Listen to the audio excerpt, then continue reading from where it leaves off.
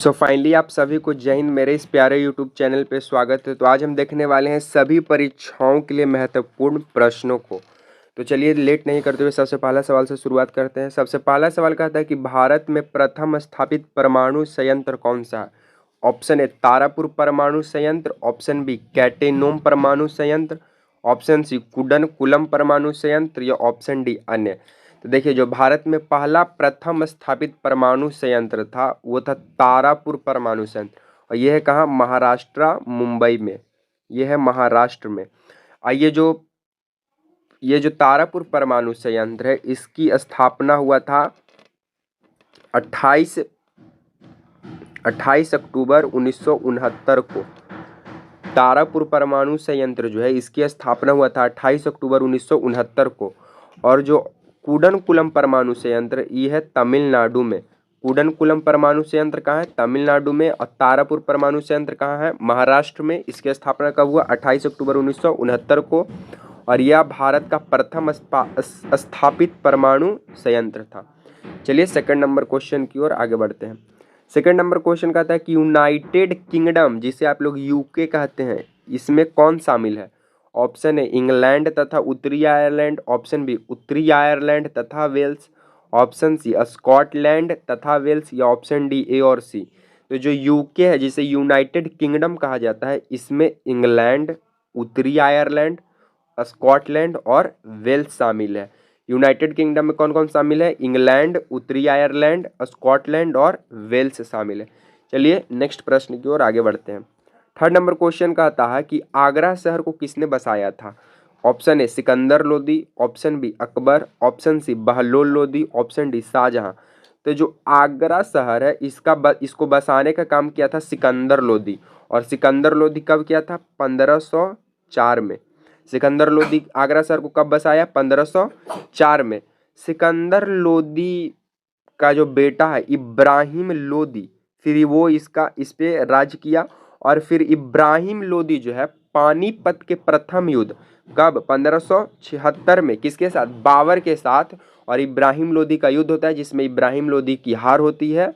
इस तरह इसका कहानी बनता है। तब वो पूछेगा कि आगरा शहर को किसने बसाया था, सिकंदर लोदी। सिकंदर लोदी का बेटा इब्राहिम लोदी। सिकंदर लोदी आगरा शहर को कब बसाया था, तब 1504 में। चलिए अब नेक्स्ट सवाल की ओर आगे बढ़ते हैं। नेक्स्ट क्वेश्चन 4 नंबर प्रश्न कहता है कि अशोक के शिलालेखों की लिपि क्या है। Gurmukhi, option C Brahmi, option C Devanagari, option D hieroglyphics. जो अशोक के जो शिलालेख था उसका जो लिपि था उसका था ब्राही लिपि नाम। चलिए फिफ्थ नंबर क्वेश्चन की ओर आगे बढ़ते हैं। फिफ्थ नंबर क्वेश्चन कहता है कि बिहू किसका लोकप्रिय उत्सव है। ऑप्शन ए असम का, ऑप्शन बी उड़ीसा का, ऑप्शन सी बिहार का, ऑप्शन डी बंगाल का। तो जो बिहू जो लोकप्रिय उत्सव है ये है असम का। उड़ीसा का क्या है, तो उड़ीसा का छाऊ है। उड़ीसा का छाऊ। बिहार का क्या है, तो बिहार का महान पर्व में छठ पूजा, होली, दुर्गा पूजा ये सब। बंगाल का क्या है, तो बंगाल का है दुर्गा पूजा। बंगाल का दुर्गा पूजा, ये सब लोकप्रिय उत्सव है। चलिए अब 6 नंबर प्रश्न की ओर आगे बढ़ते हैं। 6 नंबर क्वेश्चन कहता है कि विवेकानंद रॉक मेमोरियल कहाँ स्थित है। Option A Andaman Nicobar, option B Lakshadweep, option C Kerala, option D Tamil Nadu. तो जो विवेकानंद रॉक मेमोरियल है ये तमिलनाडु में स्थित है। कहाँ स्थित है, तमिलनाडु में। चलिए 7 नंबर क्वेश्चन की ओर आगे बढ़ते हैं। 7 नंबर क्वेश्चन कहता है कि महात्मा गांधी को राष्ट्रपिता सबसे पहले किसने कहा था। Option A Subhash Chandra Bose, option B Jawaharlal Nehru, option C Vallabh Bhai Patel, option D इनमें से कोई नहीं। तो जो महात्मा गांधी को राष्ट्रपिता सबसे पहला कहा था वो कहा था सुभाष चंद्र बोस। और सुभाष चंद्र बोस ने आज़ाद हिंद फौज नामक संगठन की स्थापना किए थे। इन्हें वन मैन आर्मी भी कहा जाता है सुभाष चंद्र बोस को। तो महात्मा गांधी को राष्ट्रपिता सबसे कहकर किसने संबोधित किया, सुभाष चंद्र बोस ने। अब यहाँ पे देखिए सरदार वल्लभ भाई पटेल जो है इन्हें भारत का प्रथम लौह पुरुष कहा जाता है। भारत का लौह पुरुष सरदार वल्लभ भाई पटेल। और भारत का प्रथम गृह मंत्री भी कौन थे, सरदार वल्लभ भाई पटेल।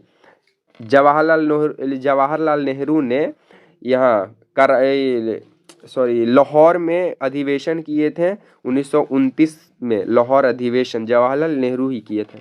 चलिए 8 नंबर प्रश्न की ओर आगे बढ़ते हैं। 8 नंबर प्रश्न कहता है कि प्रथम गोलमेज सम्मेलन कहाँ हुआ? ऑप्शन ए नई दिल्ली में, ऑप्शन बी लंदन में, ऑप्शन सी बम्बई में, या ऑप्शन डी में से कोई नहीं। तो जो प्रथम गोलमेज सम्मेलन हुआ था वो हुआ था लंदन में, और लंदन में जो ये हुआ था ये 12 नवंबर 1930 से लेकर 13 जनवरी 1931 तक चला था। तो प्रथम गोलमेज सम्मेलन 12 नवंबर 1930 से लेकर 13 जनवरी 1931 तक लंदन में चला था। चलिए 9 नंबर प्रश्न की ओर आगे बढ़ते हैं। 9 नंबर प्रश्न क्या कहता है कि देश का लौह पुरुष किसे कहा जाता है? ऑप्शन ए सरदार वल्लभ भाई पटेल को, ऑप्शन बी पंडित जवाहरलाल नेहरू को, ऑप्शन सी महात्मा गांधी को, या ऑप्शन डी लोकमान्य तिलक को। तो देश का लौह पुरुष सरदार वल्लभ भाई पटेल को कहा जाता है आयरन मैन ऑफ इंडिया। और सरदार वल्लभ भाई पटेल जो है ये भारत के प्रथम गृह मंत्री रह चुके हैं। कौन? सरदार वल्लभ भाई पटेल। और इनकी सबसे बड़ी प्रतिमा 182 मीटर ऊंची है। कहाँ है? तो गुजरात में नर्मदा नदी के तट पर स्थित है। ये जो सरदार वल्लभ भाई पटेल का जो मूर्ति है उसे स्टैचू ऑफ यूनिटी के नाम से जाना जाता है, स्टैचू ऑफ यूनिटी। इस एपिसोड का 10 नंबर प्रश्न जो लास्ट होगा उसका आंसर देखते हैं। आज का लास्ट सवाल क्या है कि महात्मा गांधी को अधनंगा फकीर किसने कहा? Option A Hitler, option B Jinnah, option C Winston Churchill, या ऑप्शन डी माउंटबेटन। तो जो महात्मा गांधी है इन्हें अंधनंगा फकीर कहने का काम जो है ब्रिटेन का प्रधानमंत्री विंस्टन चर्चिल ने किया था।